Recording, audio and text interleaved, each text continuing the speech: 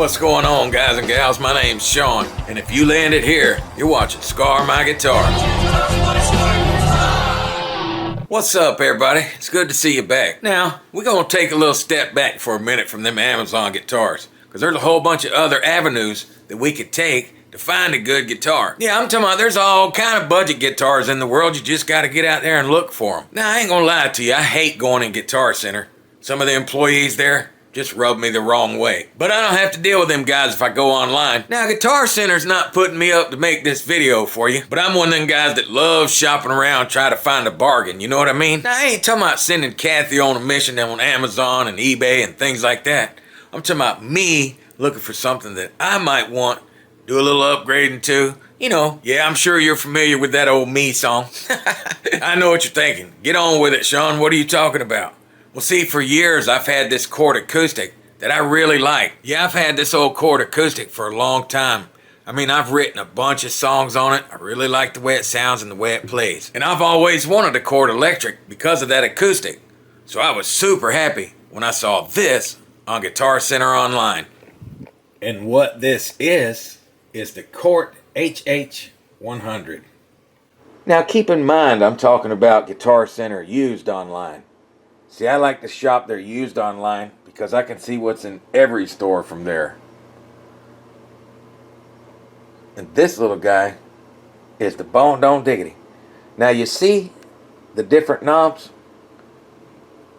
You see the black knobs? You like the white ones better? Let's look at them. Now it's got one of them Palomino bodies on it. It's super light. And the neck is amazing on this guitar. I'm totally happy with this purchase. But I've already done a little upgrading to it, so that's not going to be part of this video. What we're going to do in this video is we're going to make it string through the body. We're going to take it nice and slow. Yeah, I've already put a set of my favorite Seymour Duncans in it. This is the little 59, and that's the JB. Now, in order to make this string through the body, we need a bridge that has holes all the way through it under the saddles. The one that's on it is only top load, but the one I just showed you is an exact fit for the one that's on it. Now hang on just a dang minute. Sean, if that bridge is a perfect fit, why are you still standing around yapping? Now that's a dang good question. So that's going to be enough flip-flapping. Let's make it happen. Yeah, I like the black knobs better, so that's what it's getting. But I had to put these in it because Kathy, standing right here, won't wind me any pickups for this guitar for some reason. I'm busy. It's not as easy as you think. I'm hip to that, that's for sure. Alright, let's get this bridge off.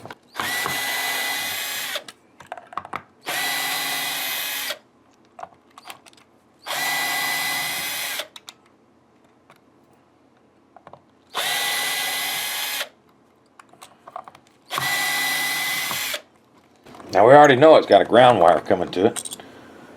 See it? It's embedded into the wood. Now I'm going to put this new one with the holes through the bottom of the bridge right into where it was. The holes line up absolutely perfectly. Look at that. Holy macro moly. Are you serious?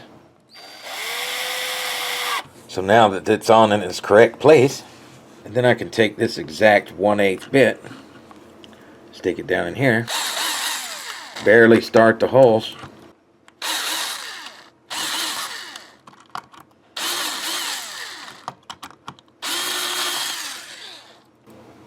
now I know exactly where they need to go. Now keep in mind, this guitar was super cheap from Guitar Center. I paid $110 to ship this to me. It's got all these nicks and scuffs, but that don't matter to me, Scarred Nation. Now I'm going to put 3 layers of tape. Now if you want to do this, you need to watch the whole process of it so you can see exactly how I keep from messing up the tear out in the back. Now I've shown my little drill press contraption that I made here. See, I made that little stand so the mouth will be open big enough so I can do this. But that's a $69 drill press from Harbor Freight. Oh, don't be sweating that roasted maple down there now. Or that bird's eye maple. Now, as you see, this drill press can't be changed to go up and down. it can only move up and down from this handle right here. So I only use it for this purpose and other little things that I don't have to move it around. If I want to jack it up or down, I have to stack something underneath it. Now the object here is to go real slow. And we're going to let our bit go in there and we're going to keep an eye on it to keep it from getting crooked. Okay? We'll let the bit chew the wood in the top first, and then it'll center itself. That way we know where to go.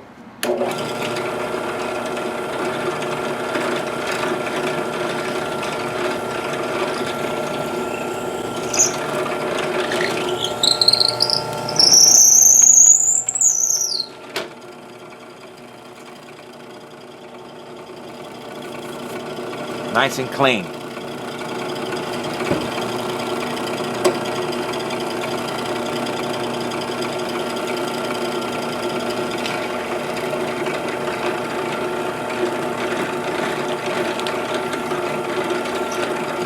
See how that keeps the bit from bending when I do that?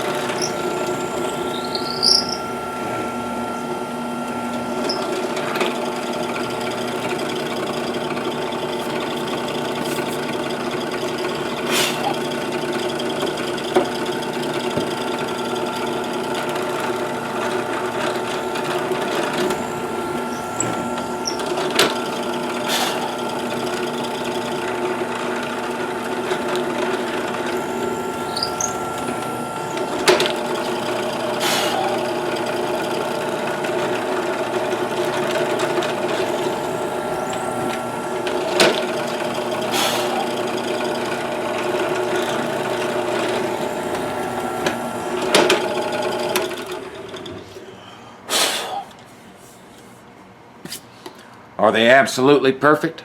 No, but they're good enough for me. Now, of course, you're going to need string ferrules if you're going to be doing this. Now, if you wanted to, you could take the same size drill bit that we drilled those with, put this in here, and center it, and trace around it. The reason you'd want to do that is because we're going to use this countersink bit to keep the guitar from getting tear out.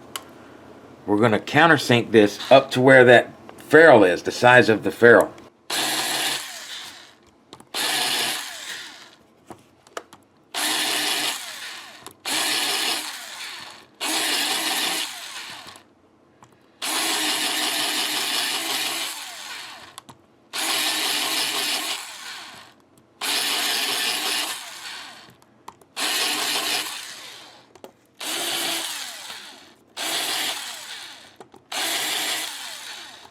Just want to drill them open to that point.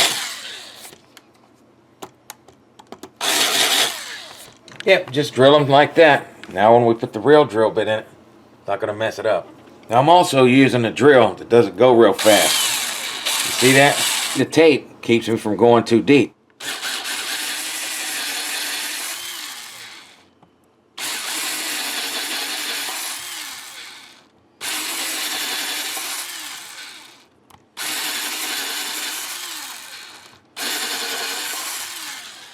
Now I want to clean this stuff up a little bit. So I got some red stain here. Just gonna,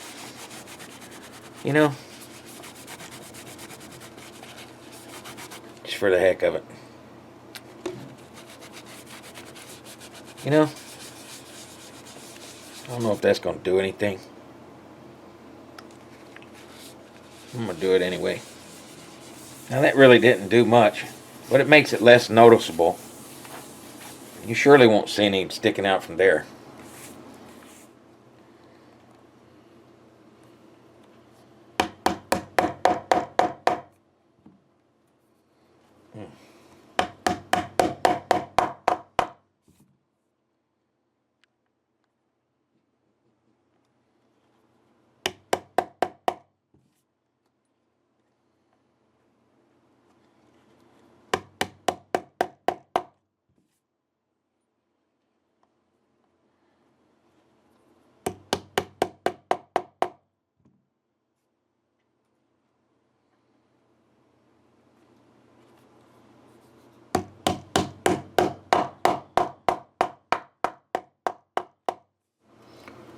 This ground wire is kind of embedded in that wood, so I'm going to move it over this way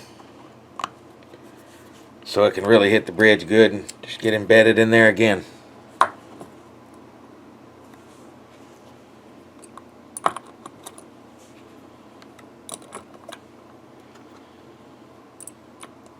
Same bolts that were in it before. Now sometimes you see me using metal polish, sometimes you see me using erasers. The reason for that is I always use erasers when they're not that bad. But if the frets have any tarnish or things like that, I like to use the metal polish. These look really good, so we're going to go ahead and just use erasers.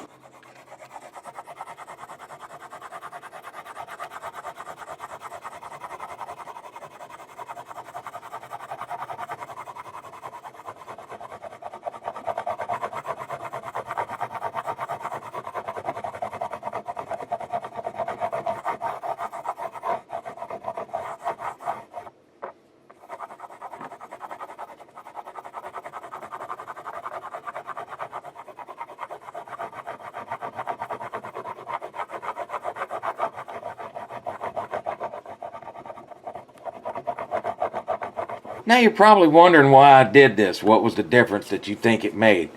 Well, here's the main reason that I did it. Was because the strings coming through the back here and then up through the saddles, they were raised up high. It was causing them to rattle when I was playing because there was no down pressure really on them. So by doing this, it puts down pressure on the saddles. It keeps them from moving around and rattling around. It's better for tuning stability. People say it's better for sustain. I don't know. You tell me.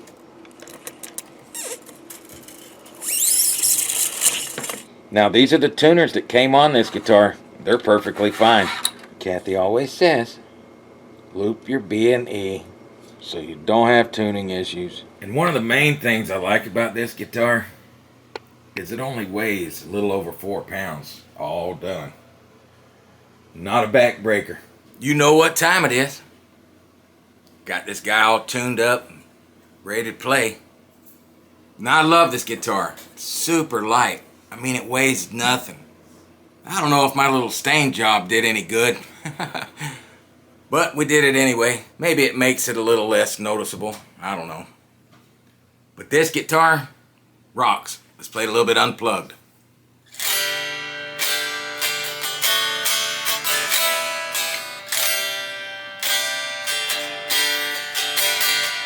This thing's almost as loud as a freaking acoustic. I guess it's that Palomino body. I sure do wish I could get enough of that to make an acoustic with it. That might be something I have to look into. But yeah, does it sound good unplugged? Let's turn it up. Let's run it through the switch a little bit. Start on the bridge.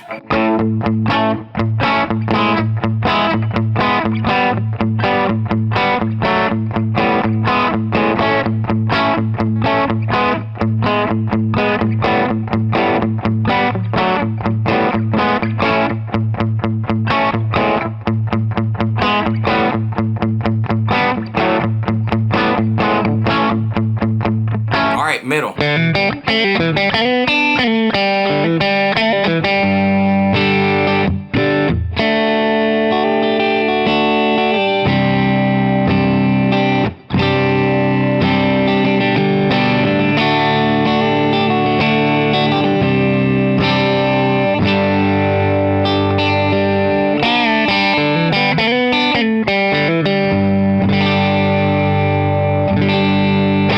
All right, next.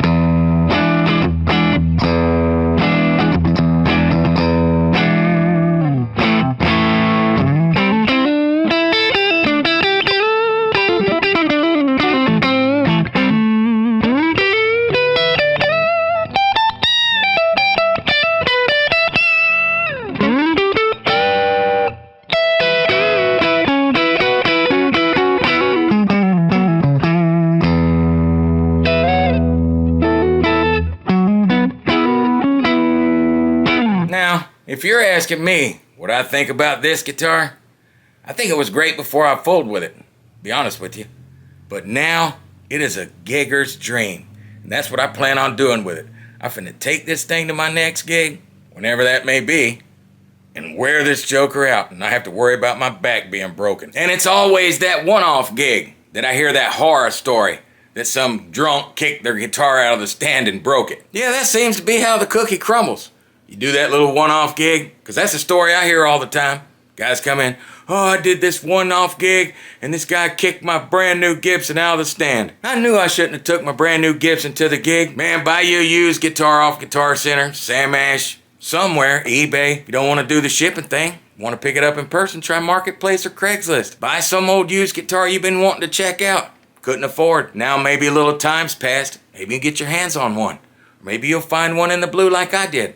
I wasn't looking for that, Court, but that's what I saw. Now I hope this answered some questions for all the guys that messaged me about the string through the body stuff. And that's going to be it for this one. And I really appreciate you watching. But until next time, don't you touch my Scar guitar.